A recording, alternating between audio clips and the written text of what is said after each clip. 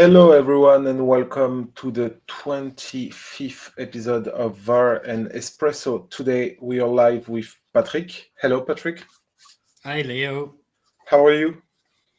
Fantastic. Yeah, just getting ready for a holiday. So had a little treat with last night's match. I got to sit and relax, watch it all, and yeah, it's very exciting game for one team anyway. Yeah, because so we will start talking about that PSG Real Madrid game because it was a new real good performance from PSG, who reached the final and will face Chelsea on Sunday night for Europe, and Sunday afternoon if you are living in the Eastern Coast in the US. So, what did you think about that game? What do you have some points you want to point out? Yeah, well, my initial thoughts are for Chelsea. I think they might try and it would be wise for them to try and like get their visas revoked and go back home before they have to face PSG. That was one of the best performances I've ever seen. The first half was just relentless. I think Real Madrid acted like a boxer who had taken two heavy punches really quickly after each other. They, after the first goal went in, they looked confused. We'll talk about that more. After the second goal went in, they collectively lost their mind. They were all over the shop. PSG were just did not give them an inch, didn't give them a second on the ball. They were harassing them on top. The press was just overwhelming Madrid constantly. And I think I've never seen a team so happy to go in at halftime 2-0 down. Oh, no, 3-0 down.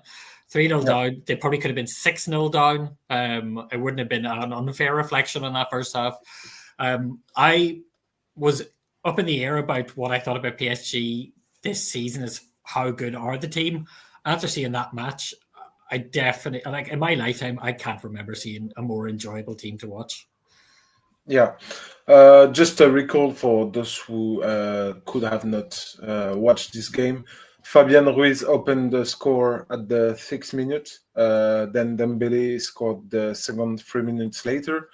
Fabian Ruiz scored a brace in the 24th minute, and Gonzalo Ramos closed the 4-0 win on the 87th minute. So, yeah, it was 3 goals in the first 25 minutes. Real demonstration, and I don't know if you think the same than me.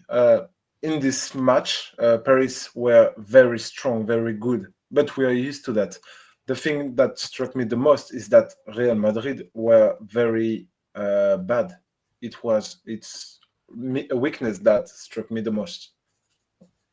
Yeah, no, I'm with you there 100%. I think we talked about it yesterday. I sort of felt that Mbappe would have been better being put on later in the match as opposed to started. I just think like that may have disrupted the flow that they've built up over the last few games. But even with Mbappe in, even with the changes, they were terrible. The first two goals. It was almost like a blooper reel of a TV show when you see a TV show outtakes, like the bad things that happen. It almost looked like some of them never looked like they played football. Like Rudiger, for the second goal when he took that fresh air swipe at the ball when he just swiped to try and pass. I think his left leg kicked his right leg, and the ball just went past him. For that goal, I think it was for a player that confident, that top level player, and a top level player for years, to do that was baffling, and it sort of shows how PSG get in your head, because obviously by that stage they'd already been 1-0 down, and the first goal, like the second, was Real Madrid masters of their own downfall. Really cheaply giving away possession. I think it was Asensio who took a really heavy touch. Dembele took it away. Courtois cleared him out, basically, so it probably would have been a penalty, but there was no need because Ruiz was in there to finish it off. But they were masters of their own downfall in the first 10 minutes. And I think in the first 10 minutes, PSG were pressing very strongly, but I think it was after the first two goals. The PSG got better after the first two goals, arguably. Sorry. Just saying, after the first two goals, they were arguably better. I think it just filled them with so much confidence to be given two free goals. Yeah, because as you said, it has to be noted that before Dembele's opener, Fabien Ruiz's opener, Courtois made two crucial saves in front of the PSG's forward, and one of them was world class. The second one, I think. And yeah, talking about Rudiger and Asensio, who has been having a terrible Club World Cup display because he was red carded two games ago. Yesterday, he was again not in the mood. So we can say it's because PSG's pressure, which is one of their strengths. We all know that, but that world-class player or high-level player can make this kind of mistakes at this level of competition is quite forbidden, because Rudiger, neither Rudiger or Asensio are bad players, mid-table league players. They are the elite. They won titles. Rudiger won Champions League. They are internationals. It was kind of strange. And as we said in the previous shows, Dinoissen's miss was very important, because I don't think if he had been here yesterday, this kind of error happened, because he's very good on the ball. It's one of his main strengths. So yeah, he was missed yesterday. And also Trent Alexander-Arnold, who injured in the training 2 days ago. So Xabi Alonso had to deal with that, putting Valverde on the right side of the defense. What did you think about Valverde's replacement? I thought it was unfortunate for Trent, because he was really I think he's had a strong tournament for somebody that's just come in last minute and then instantly playing in a big tournament like this to adapt. I thought he played himself well into the tournament. He was getting better as it went on. So obviously a big miss. Asensio, I don't think there's too many compliments I can give any players from Madrid, but Asensio, I was probably less bad than Rudiger. But no, I just think even with the replacements, I think we discussed this yesterday, the replacements of Real Madrid made the team weaker. The PSG ones, like, they had suspensions. I had to bring in players. Dembele was brought in, and who else was brought in? Beraldo was replaced by. Pacho was off, so Beraldo came in. He was fine. He had a strong game, defensively sound. So PSG have the subs that can. PSG have substitutes that slot in, and you don't see a massive change in the style, formation, or their drive, whereas Real Madrid's changes did not work out well for them at all. And I think it rattled the entire team. But also, having said that, you've mentioned they're a professional unit. They've won multiple trophies before the past. I just don't see how it got so bad so quickly for them. Yeah. And you were talking about positive points or good points for Real Madrid yesterday. I think the only positive one was the return of Eder Militao from injury. He had a solid substitution in the end of the game. Yeah, Militao was solid. I think Madrid substitute Militao was very strong, so that's exciting to see for Madrid. And I can imagine as much as he builds up his fitness over the next couple of weeks, he'll be vital for them next season. But I feel that, himself, Militao, Modric started causing trouble really quickly. Probably would have been better bringing him on early. But the substitutes were, and Courtois was probably, if you look at the 90 minutes, man of the match, and I mean, 4 goals went past them, and it just shows the sort of level the outfield team had. But yeah, I suppose Real Madrid can look and say, yeah, we got plenty to learn from that match. We're obviously not at the level we thought we were, and there'll be a lot for look back on. But Militao coming back would be a plus. Being able to get a rest maybe will be a plus after that. They'll just want to forget this match. Basically, I don't think I've ever seen Madrid look so ordinary in a match. Yeah, they've been beaten by Barcelona. Yeah, they were beaten by Barcelona early in the season. I think it was the same score. But the Bernabeu. Yeah, but the Bernabeu. But also that was humiliating for them, especially being at home. But they didn't play badly. They were just they were slacking moments in that match that cost them. They were just terrible from start to finish. I think Rudiger had 3 minutes. It was just a nightmare because I don't know if you remember, Real Madrid had a corner about 3 minutes after the second goal went in. There was Rudiger was to blame for that second goal. They took a corner and Rudiger tried to swipe at it, completely missed. Yeah. So PSG broke, and it just the camera lingered on Rudiger sort of upside down, kicking fresh air. And it's just, I probably want to watch that 3 minutes for as long as he lives. Yeah. We talked about return, just to notice that Dani Carvajal also returned from injury yesterday, and he did it in his Carvajal style by getting a booking just a few seconds after.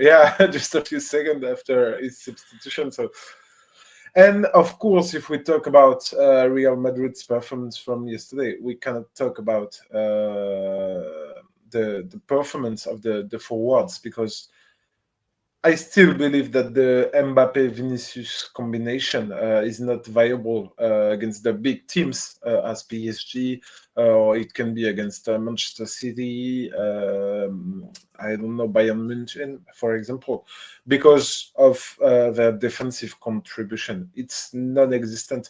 Yesterday, they leave their midfielders on their own, and it created space for PSG. So it's a real problem. And in fact, we saw no full lot of space yesterday, mainly in the build-up to the game for PSG. When PSG were in their area, we saw that it was too easy for them to cross the line from Real Madrid. And yesterday, I think they didn't play like a team, but like a collection of individuals. Yeah, no, I'm with you there. PSG made it look like they were an 11-a-side team playing a 6-a-side team. The spaces were it was so open.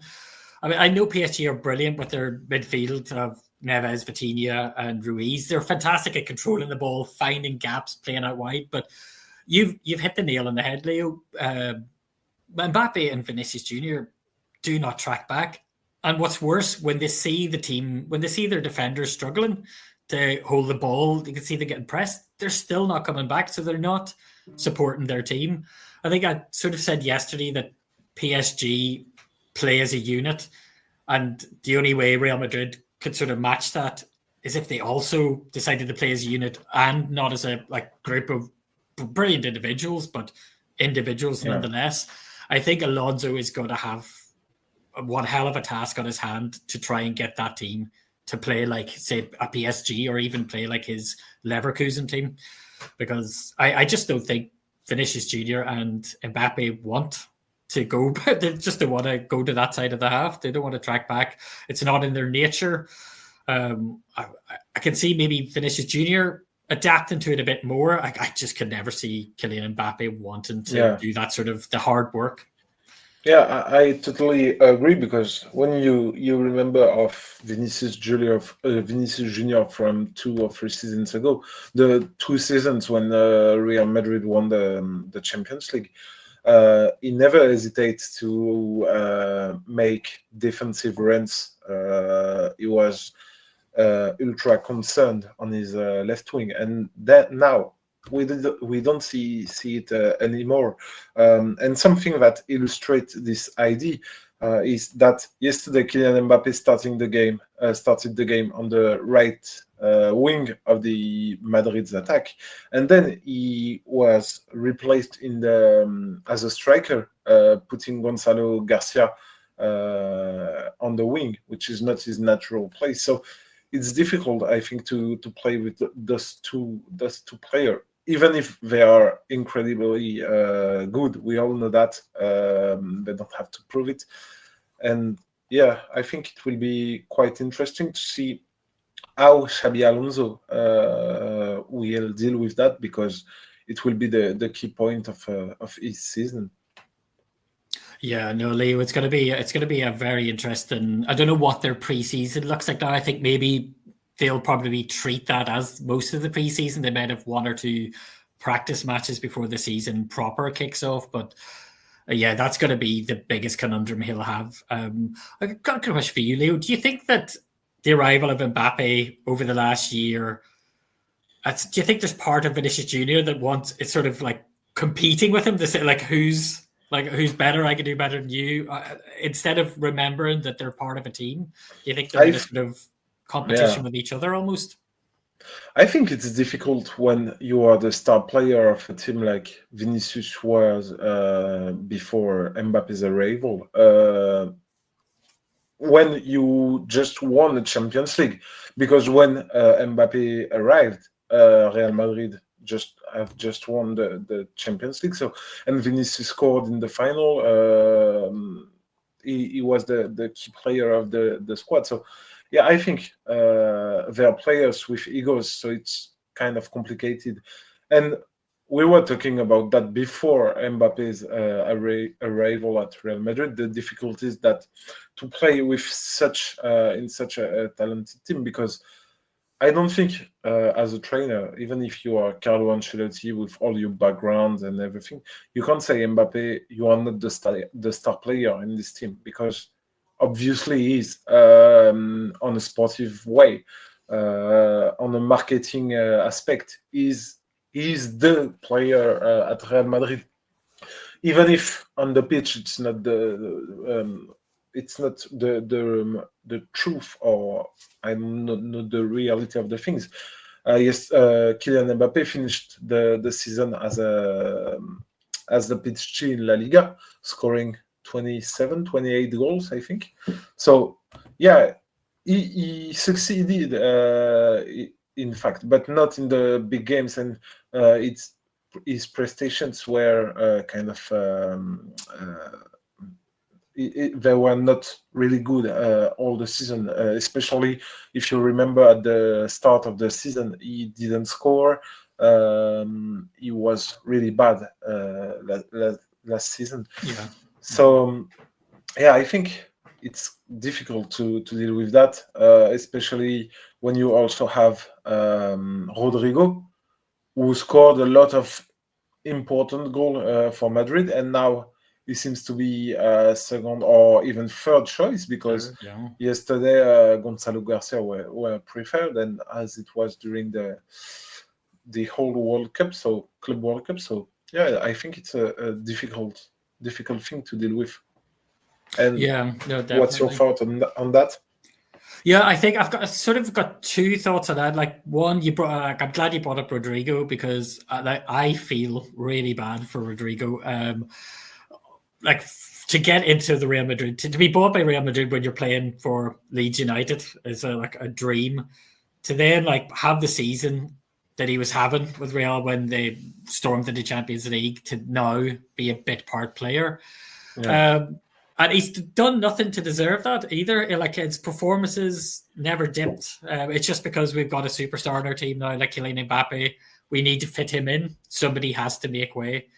It's it's an incredible shame for him. I know there's been rumors of Rodrigo leaving. A few teams interested, so I would imagine Rodrigo might leave this summer, possibly. But I do feel for him in that regard, because he's sort of been cut out to make way for sort of like Kylian Mbappe through no fault of his playing, no fault of his talent. He was one of my favorite players to watch as well in previous seasons. Second thought was Kylian Mbappe at Real Madrid last season, and hopefully this season he's better. It sort of reminded me of Juventus when they brought in Cristiano Ronaldo. He gets the goals, but it's to the detriment, almost to the detriment of the team. Like the team, Juventus as a team played worse during Ronaldo's tenure there, but he still managed to like be top scorer. I think at least one of the 2 seasons he was there. But his goals were taken away from the team performance. So I think Alonso needs to find a way to get Mbappe keeping up that goal level, but also contribute and remembering to pass the ball. I mean, last night's a bad example because I don't think they had 3 passes in a row that were like accurate until Modric came on, maybe. But I think that's a conundrum for Alonso as well, to try and figure out a way to have Mbappe at that constant level of goal scoring, but also contribute for his team. Yeah, but you just mentioned Cristiano Ronaldo. I think Cristiano Ronaldo, when he was playing for Juve, he did score more important goals than Kylian Mbappe in the big games, because Kylian Mbappe's weakness this season was also that he didn't score winners. He scored against Barcelona. He scored a lot against Barcelona, but Real Madrid always lose. They lose 4 games in, I think, this season, and conceded 16 goals against Barcelona. So he scored in some big games, but when it not against Arsenal, for example, in the Champions League, when Real Madrid needed his goal. So he had a lot of goals, but the timing of theirs wasn't the best for Real Madrid. No, absolutely, and that's something that we can't really say much about yesterday's performance as his first start, and he may have been still carrying over a stomach bug. But last season it was flattering to deceive his numbers, really. As you say, in the big matches, in the important moments when you expect him to stand up, he wasn't. Now we can sort of look into that as he's adjusting to a new league, adjusting to a new manager formation, and obviously there was like changes around him to try and accommodate him. So there was like changes in attack to see what worked best with Mbappe. But Mbappe, as you say, like as you've mentioned, he's got the ego and he knows he wants to be the number 1 player. But it could be good for him if somebody sat him down and said, "You are the number 1 player, obviously, in the team, but we need to work a way for people to feed into you and like more communication." I didn't see much side of him getting super frustrated last season when things weren't going his way. Sort of like you would see Ronaldo, if a pass was misplaced, he would throw up his arms. Sort of, Mbappe doesn't have that element as much to him, but I definitely think he needs to think team more than me. I think it's a team more than the individual. Yeah. And to be honest, when he was in PSG, the last last 2 seasons, he was not as good as we can say in the build-up. Just he scored crucial goals, and he scored all just goals. He was a killing machine, scoring twice, hat-trick and everything, but he was not necessarily the best player in the team in PSG, and it was I think it was quite the same thing last season with Real Madrid, because he wasn't the best player, but he was one of the deadliest. So it saves a lot the perception we got of his performances. So no, exactly, and maybe a lot when you think about Mbappe. So if you mentioned to a football fan Mbappe, you think that World Cup final. I think like how he took the game by the scruff of the neck when it looked like they were out of it completely, and just completely turned the game around. But as you say, like he's almost like a highlights footballer more than a 90-minute shift footballer.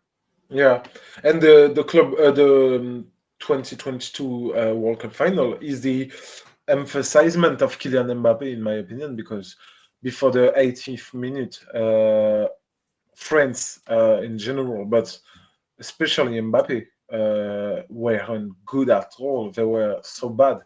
And then Mbappe's genius came in. He scored three, and yeah, that emphasized the idea of Kylian Mbappe being a star player. Really interesting one, and he's capable of making highlights and level up when the situation needed it. But maybe for a season long 90 minutes, it's more complicated. The thing is that it's quite paradoxical because he wants more, but by doing less. So I don't think it's possible for a club like Real Madrid. You have to give it 100% if you want to succeed in a club like that. No, absolutely. And if they want a template of success, even though it might be a tough watch, they should probably look at last night's match. Like, look at PSG, look at how they played, and like that's how to play football. That's how to work as a team, how to drive each other forward. Like, I do, like in the Bayern Munich quarterfinal, PSG had to problem solve, and it took them a long time. And Bayern were knocking on the door. But the more and more the match went on, the more it felt like PSG would finally unlock that problem and get themselves a goal. And then they went down to 9 men and still managed to get themselves a second goal. PSG yesterday didn't have to problem solve at all. Real Madrid gave themselves problems really early on. And from there, PSG just said, thank you very much, and ran on with it. Yeah. There's a stat at, I think it was it the 64th, after 60 minutes, PSG had 467 passes, Real Madrid had 168. I would be very hard to think of another match where Real Madrid have been overpowered that much. And 76% possession, so it's incredible. Hello, Daniel. Hi, How Daniel. are you? Good afternoon. Thank you for inviting me. We were just talking about yesterday's Real Madrid versus PSG game. We were focusing on Vinicius and Mbappe's association that didn't work and at all. So, what did you think about that game yesterday? I think, first of all, I think everything needs to be taken with a pinch of salt. Because obviously this is a team, one side, you've got a team that's had a head coach for, is it 2 seasons? Luis Enrique's been there now? 2 full seasons. Yeah. And really, he's only everything's clicked in the last 6 months, and it's really clicked beautifully, but it's still a recent thing. And you've got a new coach on the other side who's implementing a new tactical style. So it's unsurprising one looked a lot more fluid than the other.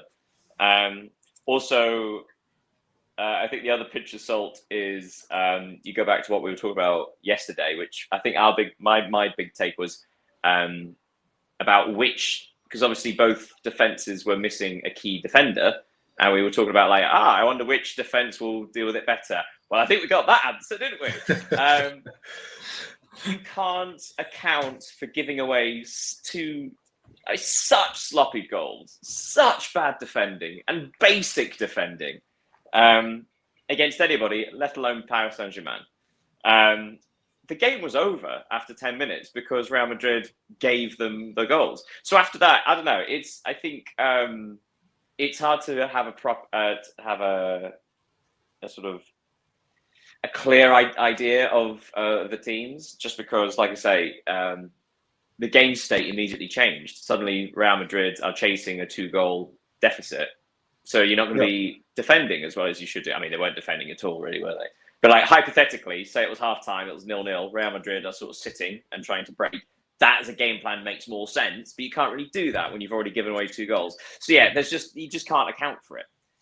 So yeah, I think as impressive as Paris Saint-Germain were, and that is 2 of the giants of European football they've defeated 5-0, 4-0, in recent months. As Patrick was saying, I think the Bayern game was a lot more telling in that actually another elite European team almost figured that out, almost did it. And again, Bayern had a couple of goals disallowed for offside, so they weren't a million miles away from doing it. But yeah, this felt like it came too soon for Real Madrid. As impressive as they have been in this tournament, Paris Saint-Germain are several rungs above the teams that Real Madrid have played so far. So I think it's like incredible performance from Paris Saint-Germain, but I wouldn't be panicking if I were Real. It's not as if it's like the Kings are dead, long live the Kings. It's not quite that. It's too soon in this particular journey for Alonso's men. The other thing I would say is, Leo, we spoke about this several times. Raul Asensio has had an awful tournament. If they take anything away from this, he is very much the fifth choice centre back. So if it'd be interesting to see if Real try and get another centre back in, maybe on loan, to try and cover Militao's absence, because obviously, if everybody was fit, it would be Rudiger, who, let's not forget, also conceded a stupid mistake to allow a goal. It'd be Rudiger, Militao, and probably Huijsen, and then you'd have Tchouaméni in front of him as a defensive midfielder. But you do not have Militao. You don't have Militao for a while. So all you have is Tchouaméni or Raul Asensio. So yeah, I'd be intrigued to see if they try and get another defender. They have to keep Raul Asensio, if only for European competition squad submissions, right? You need 4 players trained at the club and 8 trained in the nation, and Raul Asensio is a Real Madrid trainee, right? So yeah, having him as an extra body, it makes sense. It's a good idea to keep him in the squad, but he is very much the 5th choice defender when there are currently only 3 centre backs. If that makes sense. That's true. And we were talking earlier about if there is a good point for Real Madrid yesterday. We said that it was Eder Militao's return because his substitution were quite interesting, in fact. Broke up for me a little bit. Would you mind repeating that? Yeah, we have just said that if Real Madrid could be happy about one thing yesterday, it was about Militao's return, because his substitution was quite good, in fact. I just hope they're not rushing it. Rudiger he came back a little bit earlier than expected, and just in time really for this tournament, because obviously Raul essentially got suspended when they needed more defenders. Militao, again, considering the severity of his injury, you just hope it's not too soon. You hope that it's like, okay, that's like just a little bit of time, and now they're going to have another couple of weeks off. I just hope they don't rush it too much, because obviously defending, as we just mentioned, defending with Militao and Rudiger is a whole different proposition than to defending with Raul Asensio and the makeshift centre back in Tchouaméni. Yeah. We are going to make a deep preview of the final on tomorrow, but I have a question for you. Is the best team in the world is going to win the Club World Cup and this Sunday, and wouldn't it be logical, in fact? Yeah, I've been talking for a bit. Sorry? I was going to say, does Patrick want to answer this? Because I've been talking for a bit. So will the best team win PSG, I assume? Being the best team, yes. I can't imagine Chelsea doing anything in that match. I think it will probably be sort of echoes of Inter.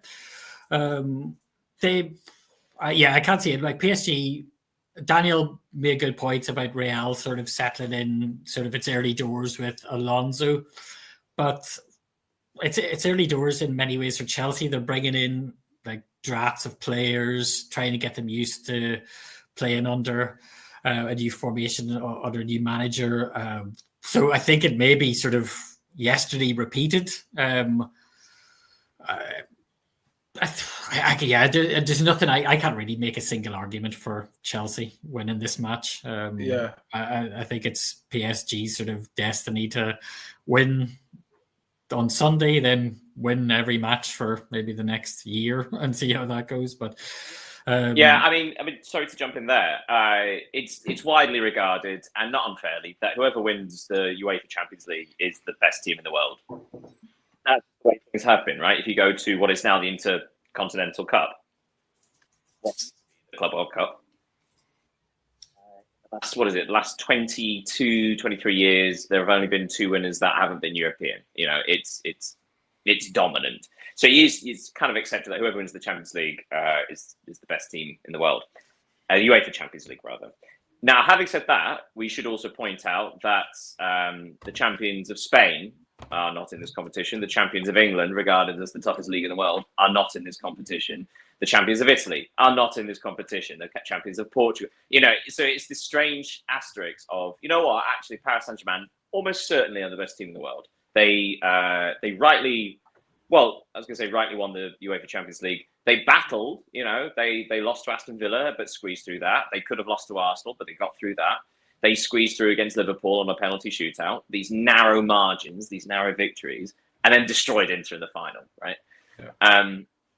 Yeah. So it's hard to know if they're the best team in the world or if it's just this is the peak of their powers. This is the 6 months of incredible form, and obviously, much like a lot happens with tactical identity, will people work it out next season? Right. That comes along quite often. You get a dominant team in a certain league, and then next year they're sort of they're less potent because again the coaching and tactical analysis is so advanced. People work teams out, and people will work out Paris Saint-Germain. I mean, we saw with Bayern, right? They almost worked them out. They had a good game plan. Arguably, it worked. So I think the best team in the world are in this final. But again, there's that thought of, I wonder what would have happened had the best team in England, doing it without the best team in England, the best team in Spain, the best team in Italy, the best team in Portugal. That's a strange argument, isn't it? But that's my only sort of quibble with it. But it's just all fell into place for Paris Saint-Germain, hasn't it? It's all come at the right time. And if I can just add something, Daniel, to your point, last season or the 2024-2025, during the 2025 season, everyone was saying that PSG, Liverpool, and Barcelona were the 3 best teams in the world from what they have shown, the goals, the talented. PSG played against Liverpool and they defeated them, but they never played this season against Barcelona. So it would have been a quite interesting opposition. And that's the final that everybody wanted, right? Because Barcelona, record number of attacking goals, such wonderful attacking play, vulnerable defensively, and probably would have been picked up by Paris Saint-Germain. But it's one of those where the final could have been 4-3 as opposed to 5-0. That's way more interesting than a 5-0. But Inter, rightly, they deserve to beat Inter. You don't defeat them over 2 legs by accident. That's kind of the beauty of football, right? Some tactical setups defeat other tactical setups, and others completely steamroll others. It's beautiful. It's flexible. It's a really good point. The fact that, I mean, arguably did they beat Liverpool? They lost the game 1-0 and they won a game 1-0. They defeated them on penalties. For me, that's a draw.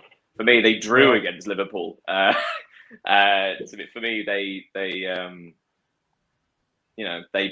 still barely beat the second best team in England. They somehow almost lost to Aston Villa, who are the 6th best team in England. It's different. But also, but hey, look, someone else is here. Hello, Pedro. Sorry. Pedro. Hello, good afternoon. I was listening you carefully. It's interesting how PSG without huge superstars like Neymar, Messi could build the best soccer team in the world. It's interesting to analyze how works the chemistry, how works the team functionality with very good players indeed. And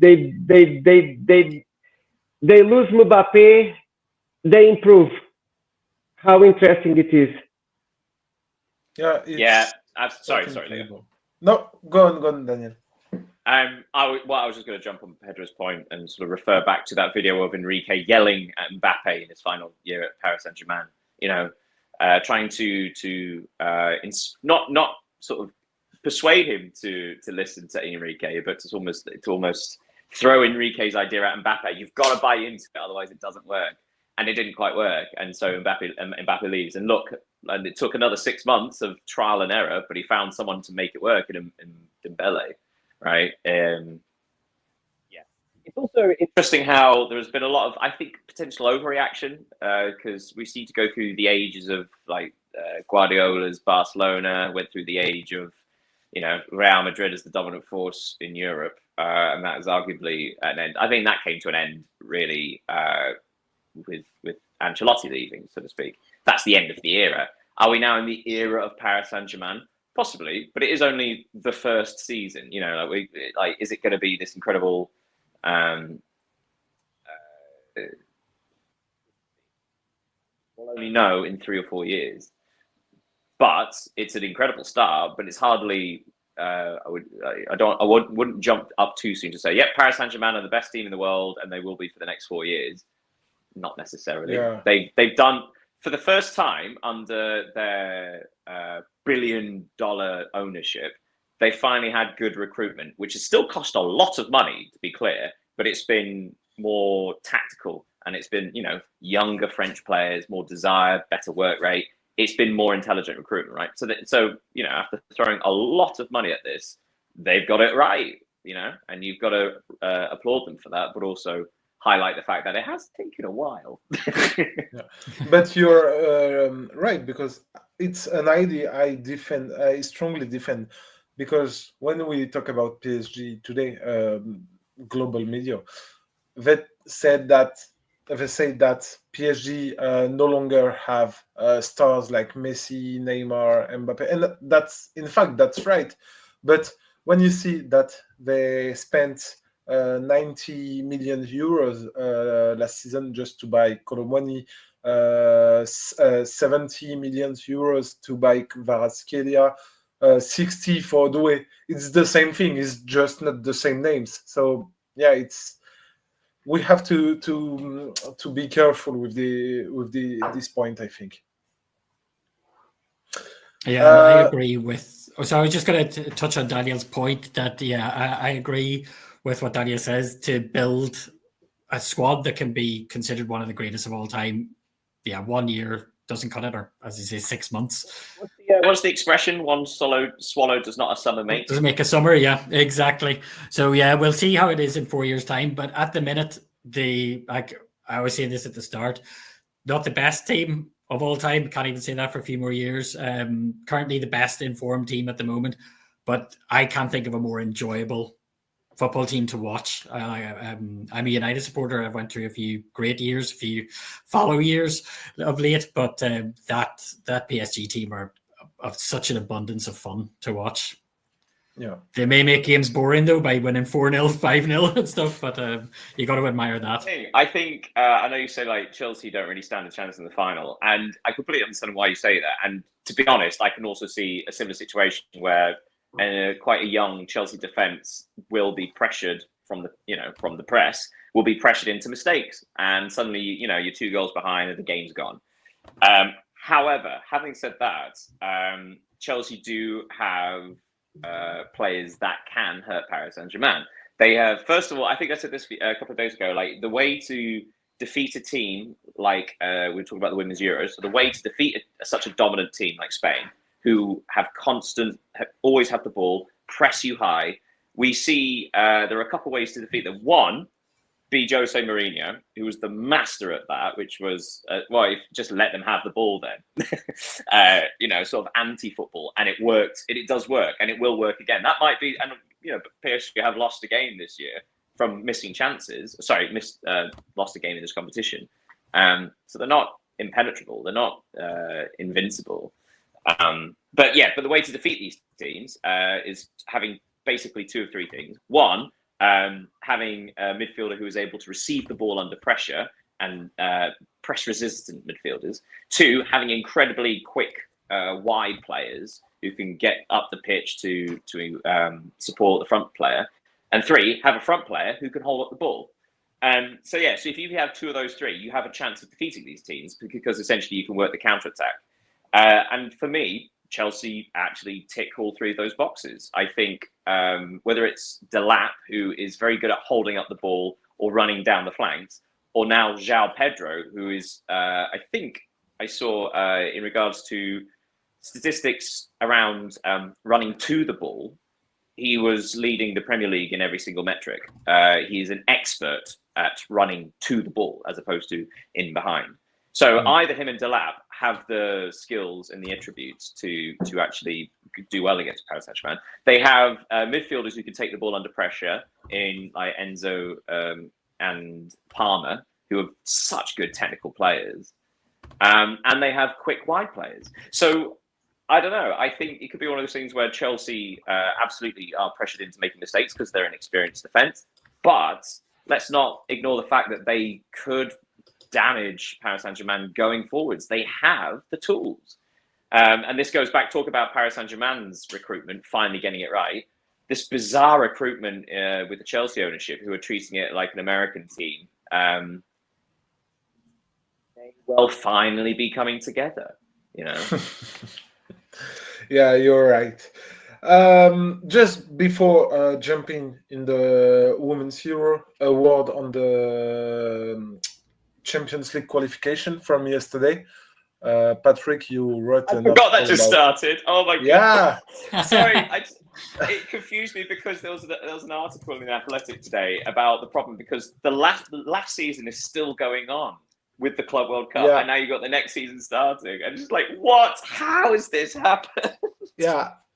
And you know, I have a friend who is playing in Vilnius, Zalgiris Vilnius. They played yesterday in the Champions League, and he told me it's quite strange that the season begin and the other one isn't finished. So, yeah, you're right.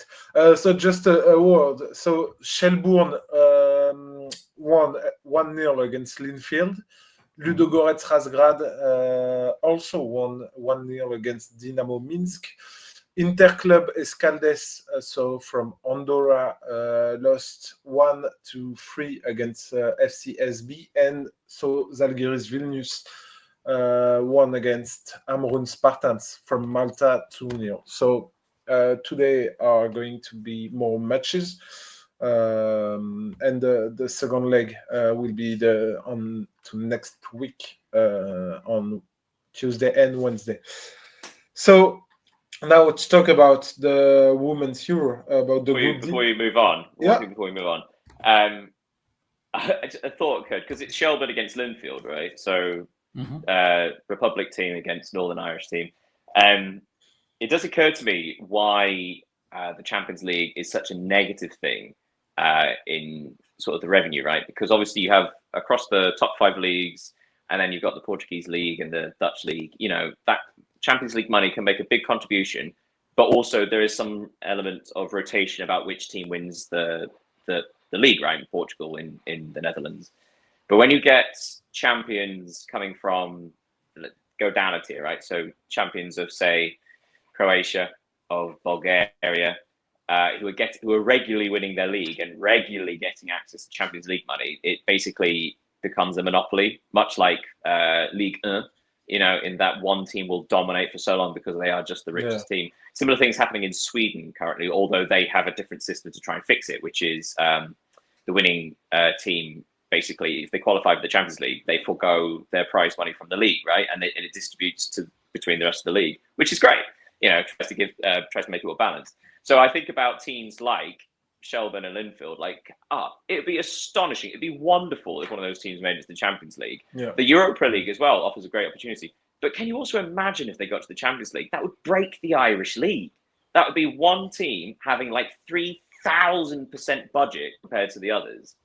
I remember watching a video recently describing why no team wins the Scottish League apart from Celtic and Rangers.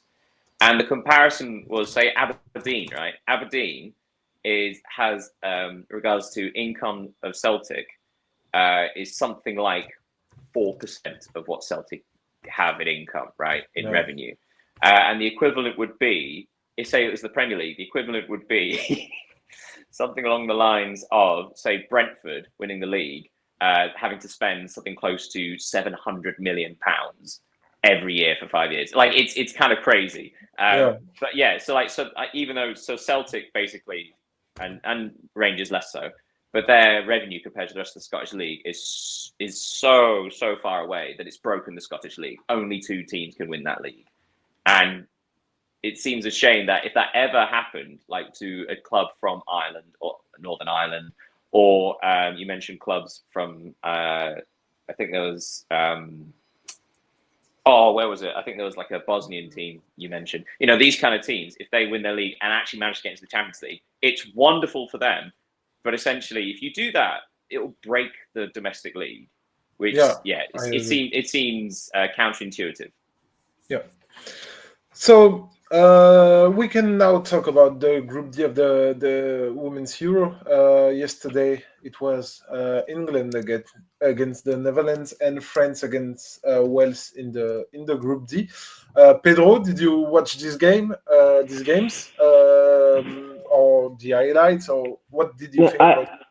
I watched the highlights. I'm not surprised with the result. It's what I was expecting. Remember that France cannot mess up against Netherlands because the first tiebreaker is the head-to-head, so they cannot lose the game. And I think that England is going to go through as well. They are going to easily win the next game. Do you want to talk about today's games in the Group A? We will just make a tour between those 2 games with Daniel and Patrick, and then we can have a word on today's game also. Yeah. Okay, let me just finish with an appointment that Daniel talked about. José Mourinho 20 years ago brought new levels of motivation and energy based in a common loyalty between all the pack. And in the last few years, some people told that José Mourinho coaching, it was being overtaken by new philosophies, new methods of training, new strategies. And Mourinho told, no, what really changed, it was the managers and their entourage who shaped the mentality of the players more than what I have taught and what I have put it in soccer. What do you think, Daniel? I mean, it's not. I think we look back at Mourinho's Champions League victories.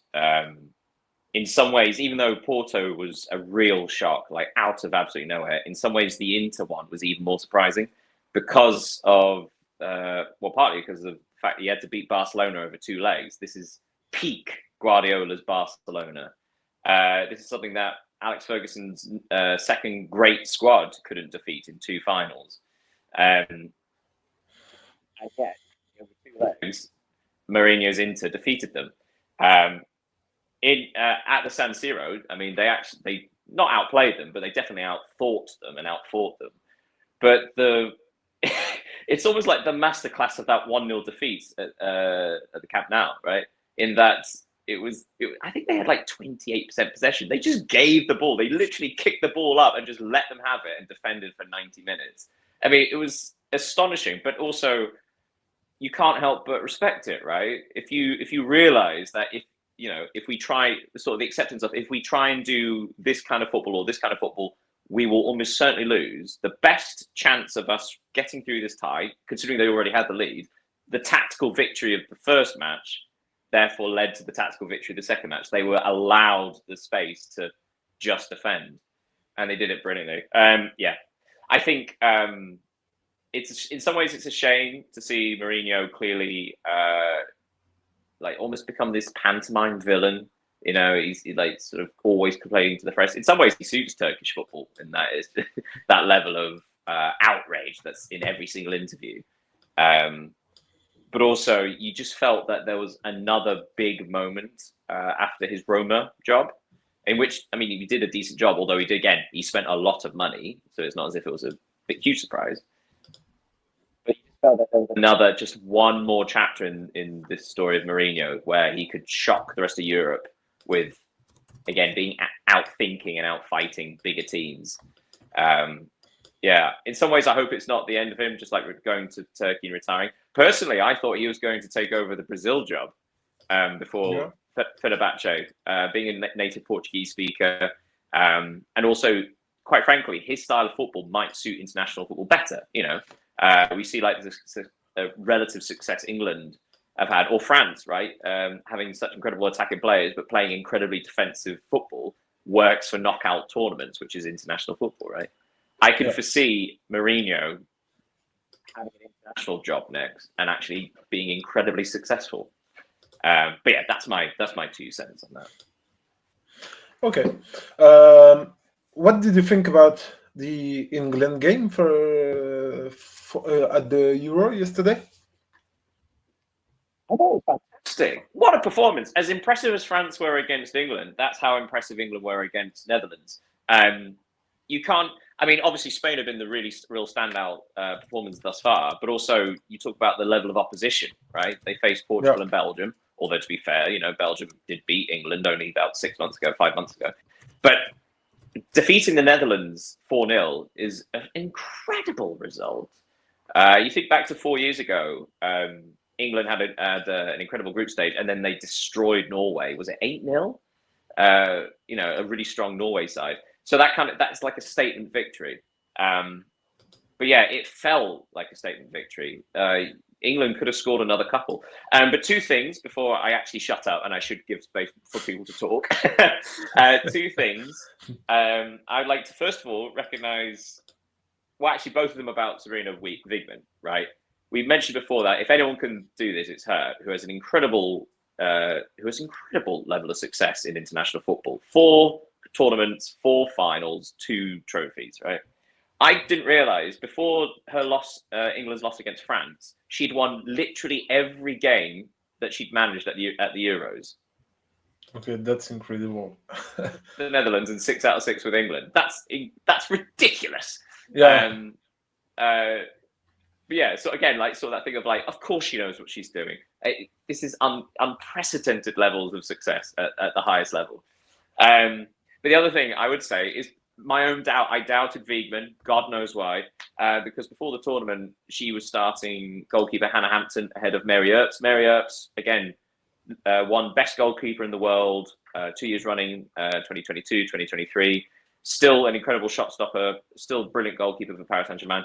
And yet she lost her place to Hannah Hampton. And a lot of people were questioning why. She's not as good a shot stopper, not as good as goalkeeper, not a commanding presence.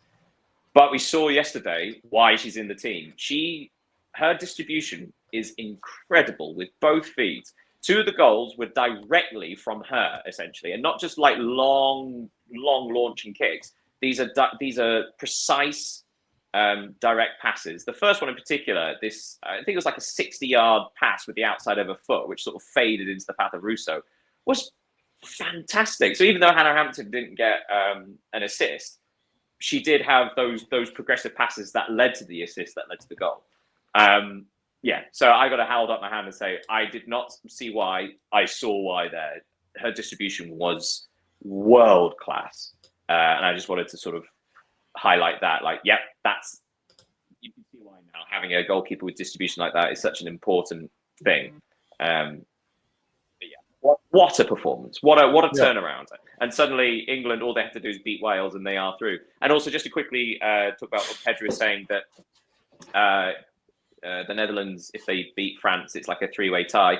Not quite, because England beat the Netherlands so badly. Their goal difference is so superior in that little head-to-head that if England beat Wales, they are through. That's the end of it. So it is down to if the Netherlands can beat France, then it gets interesting. France, I'm not guaranteed a place in the next round if they lose against the Netherlands. Okay. Patrick, have you something to say about that England victory? Yeah, I have to hop off in about a minute, but I just want to give 2 shout-outs. Lauren James, how could anyone doubt her? She had a bad match, but she wasn't, Daniel can confirm this, she wasn't played in position in her first match. So like she's like, I don't know, the criticism she got afterwards was ridiculous. But yeah, she's back. England are back, and I'd be wary if I was Spain. I also want to give a little shout out to Jess Carter, who struggled against France, but she was solid. She was very strong. Big change though was that she switched with Alex Greenwood. So Alex Greenwood has been the centre defensive partnership with Leah Williamson with Millie Bright out. But Alex Greenwood is naturally left-footed and actually started a career as left back. So I think it was after only 5 or 10 minutes of the game, Wiegman swapped them. So Greenwood was then the left back and Carter was centre back. And they looked way more natural, having a left footer on the left-hand side, Jess Carter being in the middle of what became a back three as Lucy Bronze gone forward. Yeah, the balance was so much better. Yeah, and you were talking about Lauren James. She scored a screamer for the first goal. It was unbelievable, and I have to note that, in my opinion, the Dutch goalkeeper made some big mistakes, especially on the second and fourth goals from England. What do you think, Daniel? Well, first, the second goal, I would be a little bit more forgiving, just because Georgia Stanway's shot was deflected, just slight deflection. But as you know, like when there's a slight deflection on a hard hit shot, it can just adjust how you're diving. Fourth one, yes, possibly could have done better. But I think at that stage, I mean, even the Netherlands bench had sort of thrown in the towel. They were withdrawing some of their key players to keep them fresh for the France game. They accepted that they had lost the match. So I think you can accept that their heads went a bit. But yeah, so I'd be a bit more forgiving for the goalkeeper, especially for the first one. Second. And the second game from yesterday, sorry, it was the France against Wales. So as we said in the previous show, France did won against Wales 4-1. Have you got something to say about that? Go on. Upwards, he's above me. As I said, I only saw the highlights of the England match. Didn't see any of the France match, I'm afraid. But not surprised to see the victory. Not surprised to see the victory. I think it was almost they were almost drawing at half time. Wales really scared France in the first half. They counter-attacked with more players than they had against the Dutch, and yeah, they equalised. It was 1-1 for a long time, heading into the end of the first half. Then Wales conceded a sloppy penalty, and then the goalkeeper almost saved the penalty. The keeper, there's a keeper to criticise. She did really well, almost saving the penalty. But then the second half, she made 2 mistakes that led to the third and fourth goal. So France were a bit lucky. But again, that's what you get with that level of quality, right? You can underperform and still win these matches. Yeah. But yeah, Wales gave them a bit of a fright. And Daniel, I have a question for you, because you are a quiz man. How many scorers did France have in their 2 opening games? Sorry? No, sorry, 5 or 6. 6 different scorers. Yeah, 6. Yeah. 6 different scorers. So yeah. That was my Daniel quiz. I mean, to be fair, I thought you wouldn't be asking that question unless it was 1 or 6. So tonight's games are going to be Finland against Switzerland and Norway against Iceland. So Pedro, do you have a word on that? I wish that Switzerland can get the draw or better and go through. As a host, I think it's good for human soccer. They are expecting almost full house in Geneva. It's around 25,000 people watching. I was trying here to see if I could find tickets just to know the prices. I could find the tickets in the secondary market that cost 60 euros. So I think the primary market for the prices should be around the 40 euros match. What is affordable for Swiss standard life levels? So it's my wish. Swiss and Finland doesn't play together since the national team since 2019. So you don't have a recent comparing of the matches between those teams. You know that the winner takes it all, and a draw it's enough for Switzerland because they have a better goal difference. And I desire that there's a lot of Portuguese community in Swiss, a lot. I think more than 1 million Portuguese immigrants living in Switzerland. With you will check the crowd will rooting for them, will cheer for them. The stadium will be full or almost full, and I think it's important. Norway is already qualified. Let's see if Iceland can leave the tournament without 0 points. Yeah. Okay, so first of all, Norway against Ireland is a dead rubber. Norway have definitely won the group, and Iceland have definitely lost it, which is a shame. But it'd be interesting to see what Norway do, because they could rotate the team, but they haven't been very good. They've won both their matches, but they haven't been impressive. So you do wonder if actually they'll keep a mostly full strength side, just try and get a bit more of a rhythm playing together heading into the quarterfinals. Obviously, they have a slightly more favourable draw than some. They should be looking at playing probably Italy. Almost certainly Italy, actually. Portugal can still squeeze through. But either way, like, Norway should feel confident going into that match, but not from the first two matches. So yeah, it'd be interesting to see if they play with a full strength side, just to keep up the momentum. But yeah, Switzerland and Finland. I would, if whoever's watching this, I would encourage people to watch this live.